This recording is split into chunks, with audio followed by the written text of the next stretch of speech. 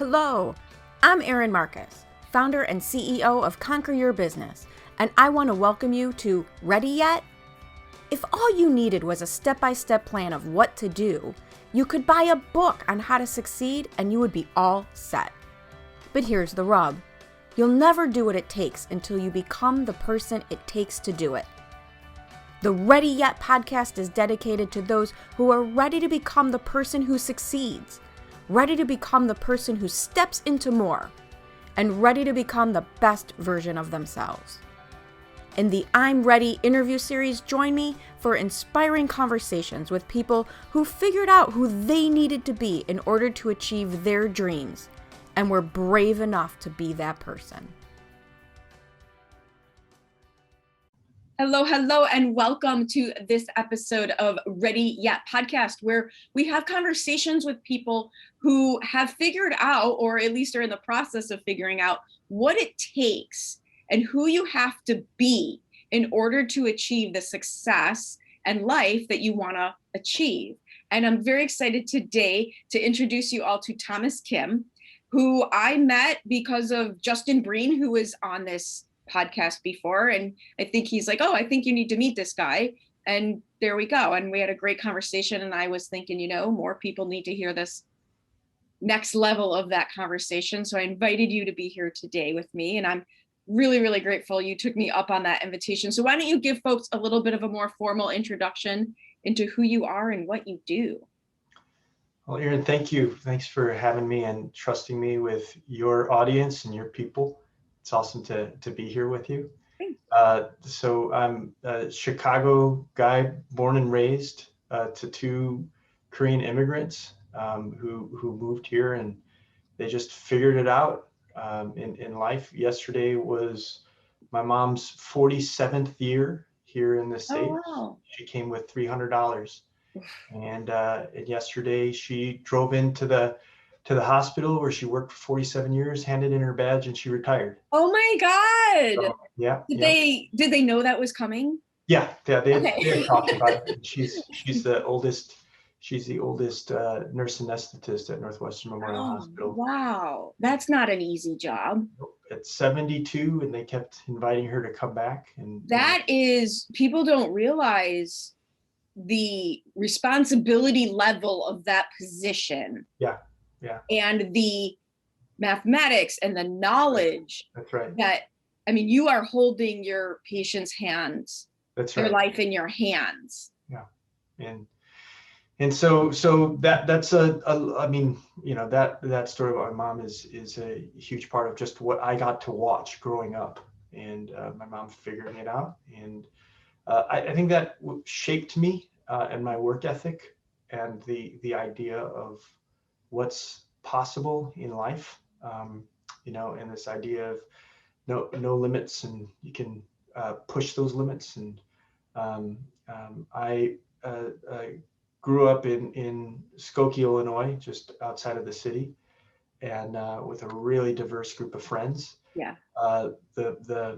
The Skokie was our playground, and we explored a bunch of playground rats who really raised ourselves. Oh my God, I was just over the border in Chicago. We had the same experience, a few blocks apart, and that raising yourself for that decade is so true. Yeah. And raise ourselves in that our parents took care of the hard things, right? They gave us a house and fed us, but otherwise we were out and about and doing our thing. That stuck with me quite a bit, because when I got older and I started working as an engineer, there was this exploratory side that I wanted to work with friends. I wanted to play in my work and go on adventures and create things and build things. And so eventually I started to dabble a little bit more in entrepreneurship and investing. That led, one thing led to another. I went from investing to building with some friends from elementary school, investing with them in a real estate portfolio. And then now I build and operate car washes here in the When you Chicago. told me that, like when we started talking, and I love that because you have a very casual, calm demeanor, and yet you were an engineer, son of an immigrant who Yeah. came here, and we can get into that more because I had the absolute gift of growing up in an extremely diverse. My brother and I counted once. I grew up with kids from 22 different countries, Mhm. in addition to the different types of kids who were already here, whether, I'm Jewish, Christian, all the different kids that all happen to be white, and now add in 22 other countries. Um, but you went from that to an engineer to a real estate investor to owning six, is it still six? Yeah. Six car washes. And you make it sound like it's the most normal thing in the world. Well, in my circles, it actually is. But yeah, I think there's something in entrepreneurs' DNA, and who knows, maybe they'll find an entrepreneur gene someday. But in entrepreneurs' DNA, where they have to create, and they have to make. They can't just be told what to do and take a job. They want to create jobs, Yes. and and usually if you stick a true entrepreneur in a large corporation, they might create problems unless there's an ecosystem for them to land there. Yeah, I think that's where I got really lucky in the corporate job I had for the longest time, where I had the most growth. The reason I was able to stay there is I was able to grow and recreate Yeah. everything I did almost maybe every 2 years, Hmm. or Hmm. I never would have survived that. Right. So sometimes you can get lucky and find something like that. In a lot of cases, that's how you're wired. You're gonna go out and start something. So that's how I got into where I'm at now and started Everclean. And we're a modern branded car wash experience. Our goal is your car always clean. Trying to make that a convenient, simple solution for our customers. So we have thousands of members who are subscribers and can get their car washed and in and out within 3 minutes, and Oh, just wow. make that a part of their regular routine. They take showers regularly, right? And they come in and get their cars washed regularly, so they Nice. feel good about it. Nice. So, I mean, I'm gonna jump to some of the harder conversation because I know you're willing to go there. And I think one of the challenges we all have as entrepreneurs is we're surrounded by a lot of other entrepreneurs, and we look at all their social media, and it's kind of like the influencer problem. We're comparing our struggle to their highlight reel. Right. And I think it's very beneficial to show that you don't have to, in fact, you really shouldn't get attached to the struggle, but you also have to expect it to some extent, or you might never start trying, or you might quit. So, in your journey, and let's just stick to the business right now, what were some of the struggles that you didn't see coming Mm. as you went from having a job? I call it jumping off a cliff because that's what it felt like to me. You leave a six-figure, we're about the same age. Let's face it, you leave a six-figure income with an expense account. You don't want to be the one to go and tell your mother that you're leaving that job Yeah, to try your own hand in something. yeah, yeah. Um, so there was, I think what's challenging for people is usually different based on how they're wired. And for me, I think most of my life I didn't care a ton about what people thought, uh, sometimes to a fault. So that side of things wasn't as hard for me. Um, a lot of my struggles, revolved around um, trying to make the business problem work. And but I believed this should work. This should exist in the world, and everyone should use it. And but they're not yet. And I think that hanging on to that and believing when everything else is telling you, no, we're not interested, right? And you still got to push forward. So It's that point. the Yeah, persistence yeah. is key. When you start things, you're 99% imaginary and 1% real. And at a certain point, and in the beginning, it's exciting, the idea that you can shift that ratio and make it more real and a little less imaginary. I But love that at the time, visual. I love that litmus test of a visual. I would imagine that meter goes up and down oh, daily, if not absolutely, hourly. absolutely. And so that's a challenge. Another challenge is business.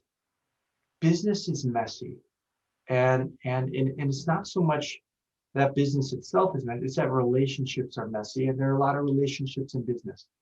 Yeah. And so if you're really trying to create something great, you ought to, a good sign that you're touching on the right questions is if there's conflict. If there's no conflict around what you're working on, it means that it's obvious. And if it's obvious, everyone's doing it.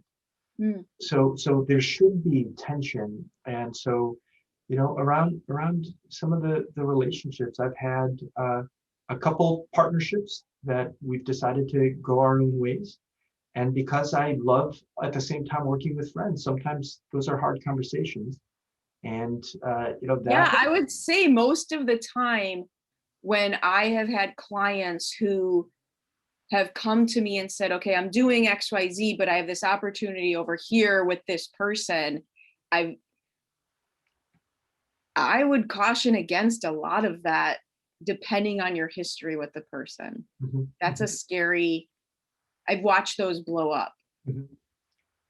Yeah, and I'm a believer in working with your with people that there is alignment and there's a clear value add that each person can bring. And if that's a friend, I consider those high risk, high reward.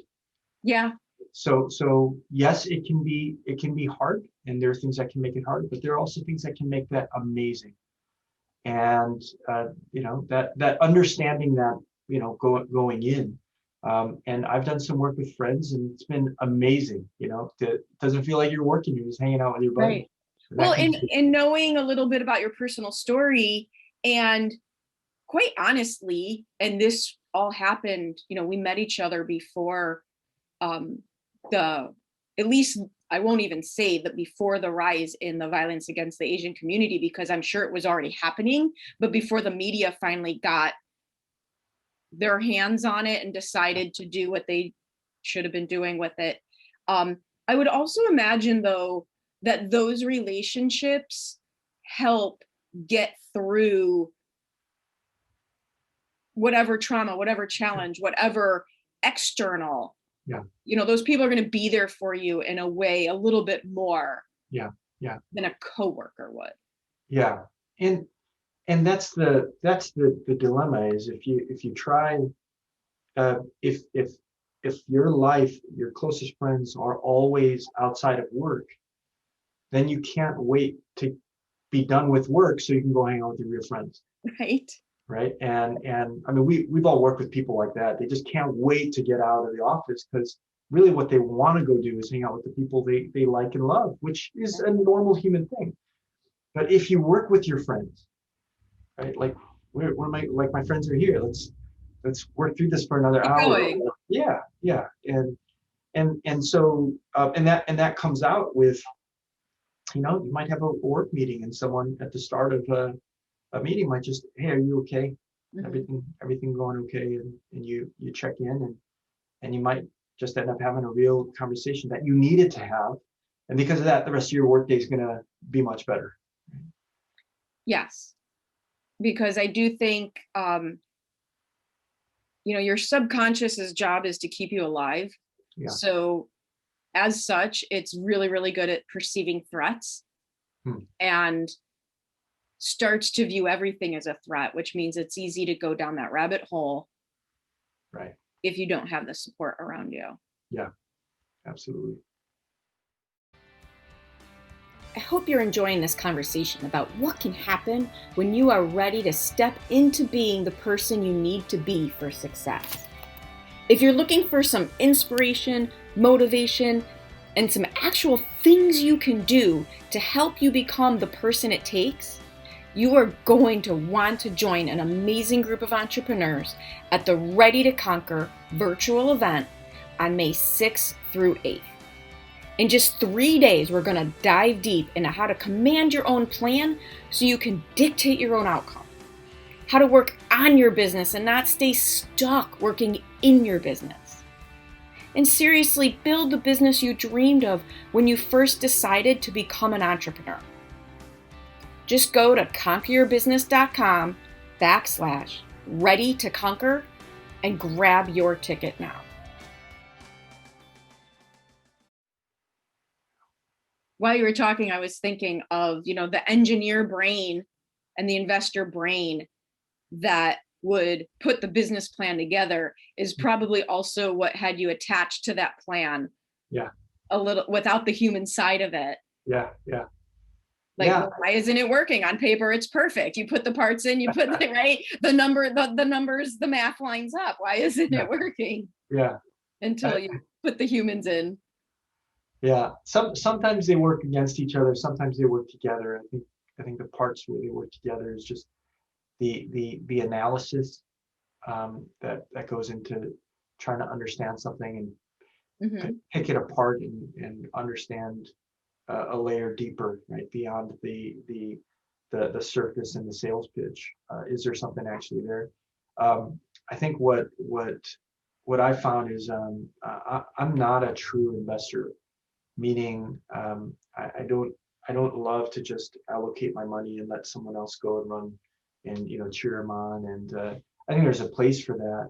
I find for myself, this isn't true for everybody, but when I'm totally content just to give money and then do nothing, it's because I don't really believe in it enough for me to get involved myself. Yeah, you don't care enough to. Yeah. And so I've had seasons where that's what I did primarily, but when I get super excited about something, I want to roll up my sleeves and I want to play too. So that's the engineer builder side that tends to want to get my fingers into it, even if sometimes my team doesn't want me to, and they want me to stay away. Go home, Thomas. Go home. Yeah. We got this.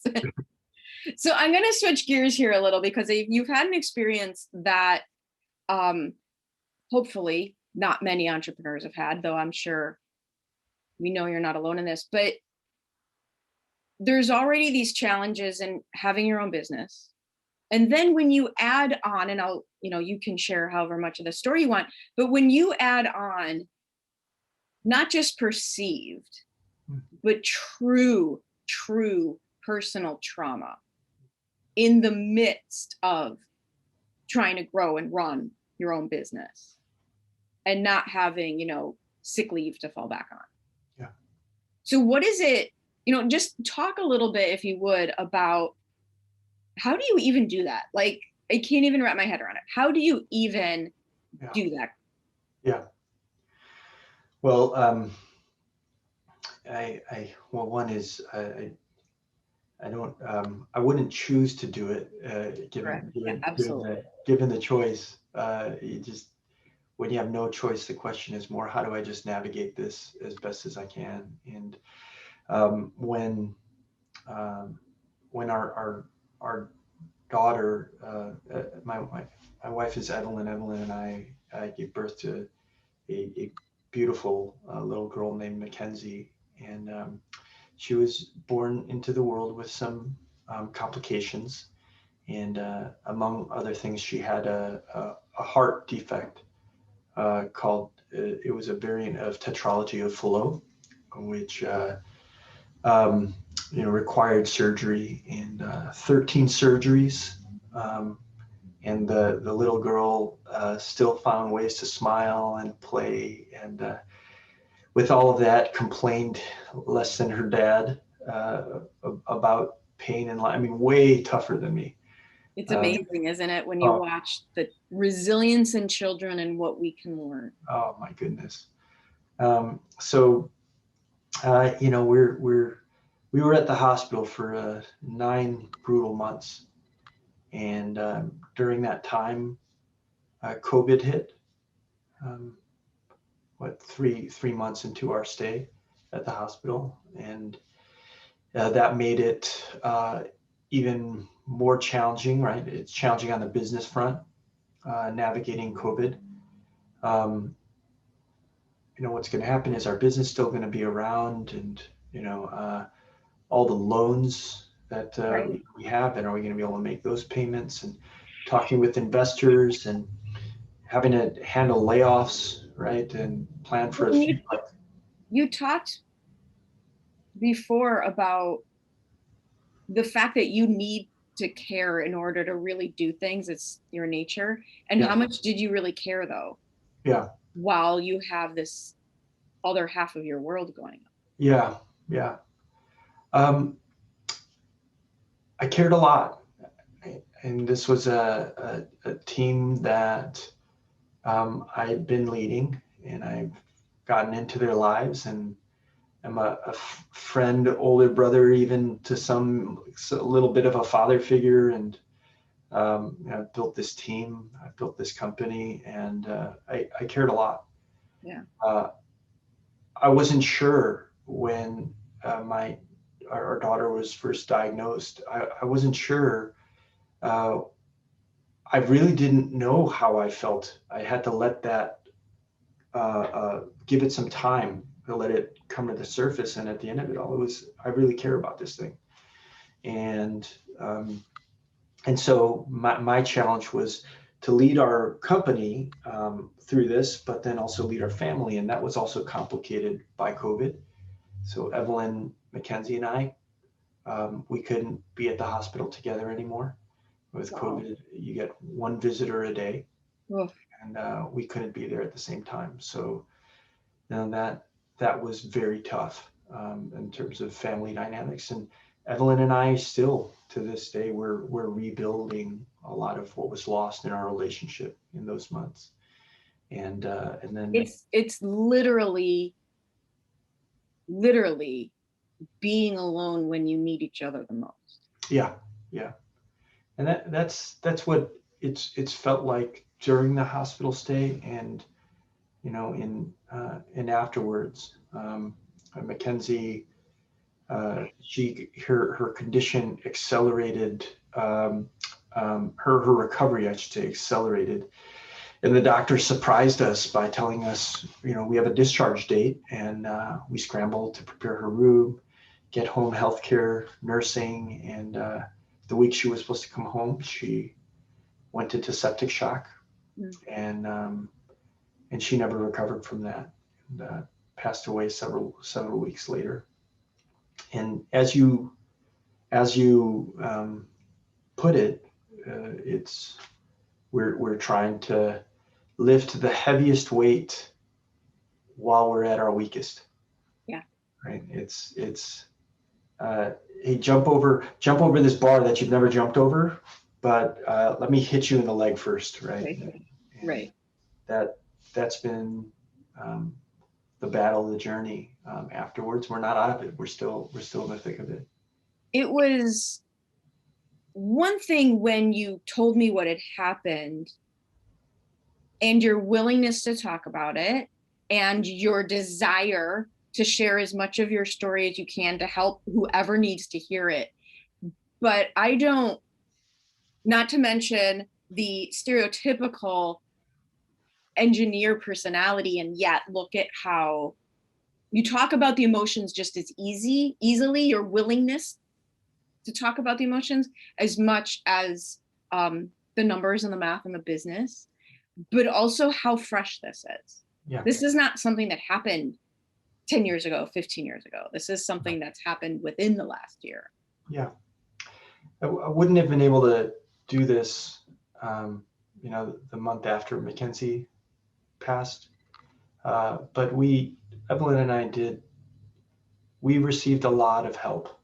Mhm. And each breakthrough moment for us came um, usually from another person who lost a child and opened up and shared with us. And that was just uniquely helpful. So we talked about it. We decided that someday when we can, we want to do the same for others. Um, and so we felt this is the time and it's early. It is early. We realize that, but uh, I may have shared with you, we had someone over our home um, recently who their daughter had passed just 3 weeks before they came to our home. Wow. And you know what? This is fresh for us, but not as fresh as them. And so we can walk through this with a family like that and have some breakthroughs, to offer, if nothing else, just the comfort of being able to share our stories and be together. What, I don't want to say abilities because it's not really the right word, but what characteristics and experiences with what you and your wife went through, like I would imagine it would make you more empathetic and at the same time less. Like so much less room for complaining and not real problems, but at the same time more empathetic in your business to your team, to your clients, and more hyper aware of people's needs. Hmm. And Erin, I want to make sure I answer that. What was the question again? What is it? I'm just curious, like, Yeah, how have you seen this experience manifest, I yeah, guess, yeah. in how you feel? And then let's face it, you have your personal experience, COVID, and now what we're watching go on in the world of the Yeah. heightened violence. And I don't know if your experience was similar to mine, but growing up where we did, it didn't. And again, I wouldn't have had that same experience Hmm. because I wasn't quite on the receiving end of it. But my friend group was so diverse, there wasn't a lot of problems. Now that's my perception, and I could absolutely be wrong. But to see that heightened as well. Hmm. Yeah, yeah, yeah. I think I hear this, might be cliche-ish if you've heard it before, but people say that hardship puts a fork in the road, and it either makes you bitter or it makes you better. Absolutely. And I think that's the only choice you have when you go through something really tough.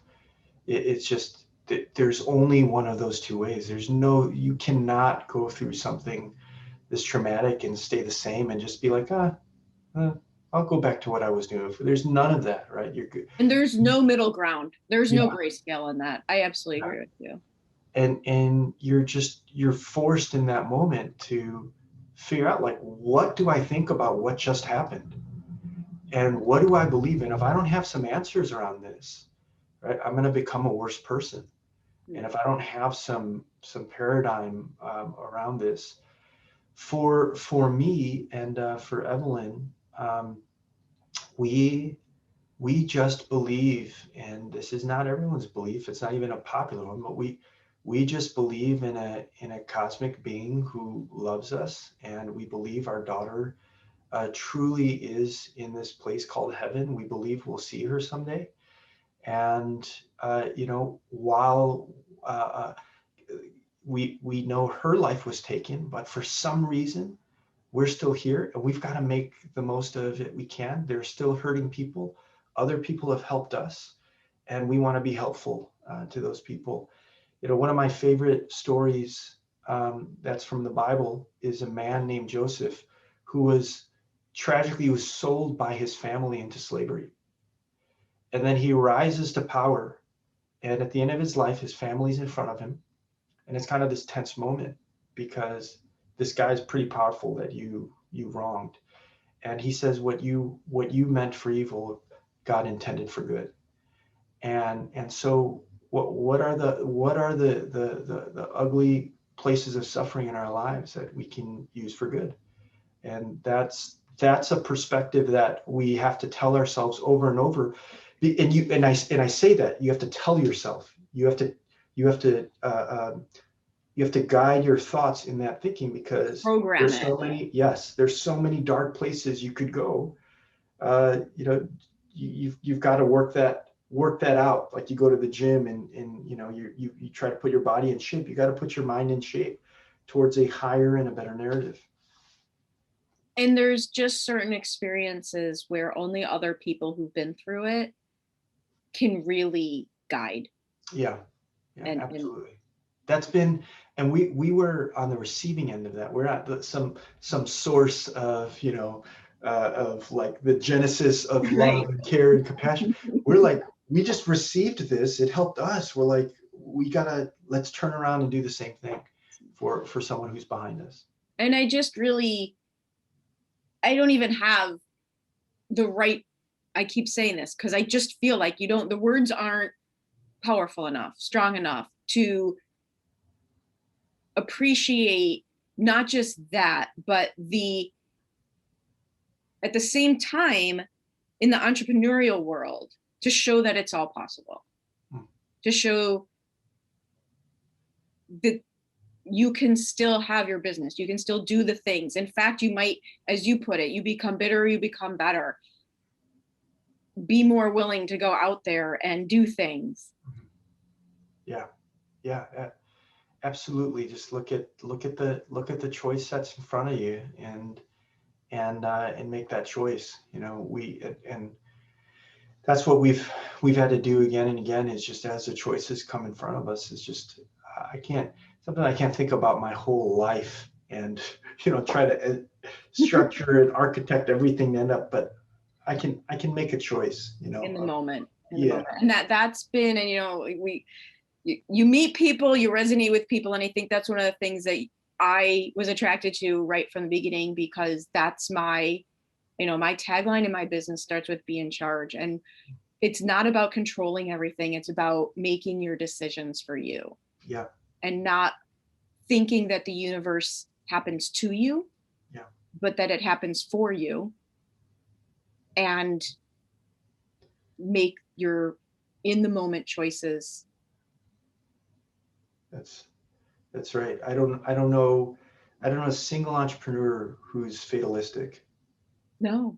And I don't know a single one who just says that it's just I have no agency over, I'm just hoping, I'm just waiting to win the lottery someday. And no entrepreneur is wired like that, right? We realize there are things we're in control of, and there are things that are not, but the things that I am in control of, I'm going to do my darn best with those things and make of it what I can.